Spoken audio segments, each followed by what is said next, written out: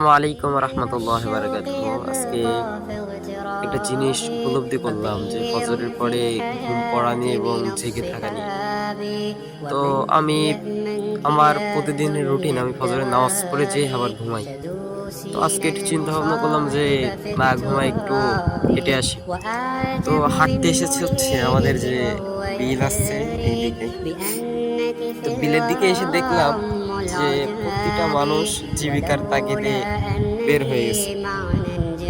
কেউ মাছ মারতে এসেছে, কেউ খেয়ে যাচ্ছে, কেউ বিভিন্ন কাজে, কেউ দেখলাম হাঁটতেও এসেছে।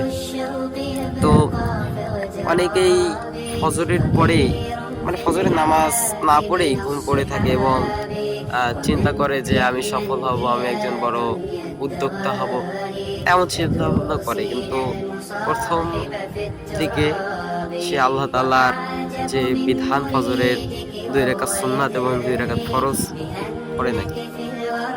তো আমি কথাটা এজন্য বলতেছি, আমি আগে যখন নামাজ পড়তাম না, তখন আমি যেহেতু মাদ্রাসা ছিল, ফজরের নামাজ হতো না, ঘুম পড়ে থাকতাম। 7টার দিকে ঠিক উঠতাম। কিন্তু আমি যখন ফজরের নামাজ পড়া ধরছি, মানে জীবনটা পরিবর্তন নিয়ে একটা জিনিস আছে। তো আমি যখন 5 ওয়াক্ত নামাজ জামাতের সাথে পড়ি, তখন এই যে এই পাপ কাজ থেকে অনেক দূরে থাকা যায়। আমি নিজেই তার প্রমাণ, নিজেই তার সাক্ষী।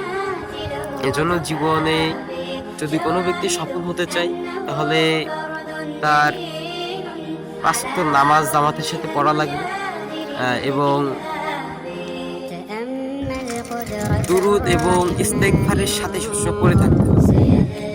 একটা ঘটনা আছে যে ইস্তেগফার আল্লাহ তাআলাকে, মানে আল্লাহ তাআলা ইস্তেগফার যে ব্যক্তি পড়ে, আল্লাহ তাআলার কাছে সেই ব্যক্তি যে দোয়া করে, সেই দোয়া আল্লাহ তাআলা কবুল করে দেয়। ইস্তেগফার এমন ভাবে পড়তে হবে। আর দুরুদটা হচ্ছে, দুরুদ যে ব্যক্তি পড়বে, যার নামাজ পড়তে মন চায় না, সে বেশি বেশি করে দুরুদ পড়বে। এটা আমি যে প্রত্যয়ের প্রমাণ। এখন আবার অনেকেই বলবে যে তুমি যে ফজরের নামাজ পড়ো, ফজরের সময় দ্রুত ওঠো, তুমি সফল হয়েছো কিনা?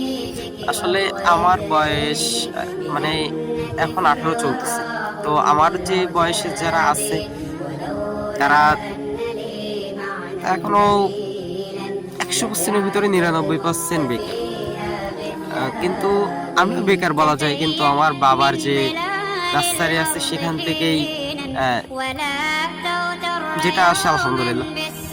আর জায়গা থেকে আমি একটা জিনিস খেয়াল করলাম যে আমি 5 ওয়াক্ত নামাজ পড়ি, ইসলামের প্রাথমিক দায়িত্বগুলো মেনে নিয়ে চলার চেষ্টা করি, নামাজ পড়ার চেষ্টা করি, অনেক সময় হয় না। কিন্তু আমার বয়সে যারা আছে তারা কিন্তু নামাজও পড়ে।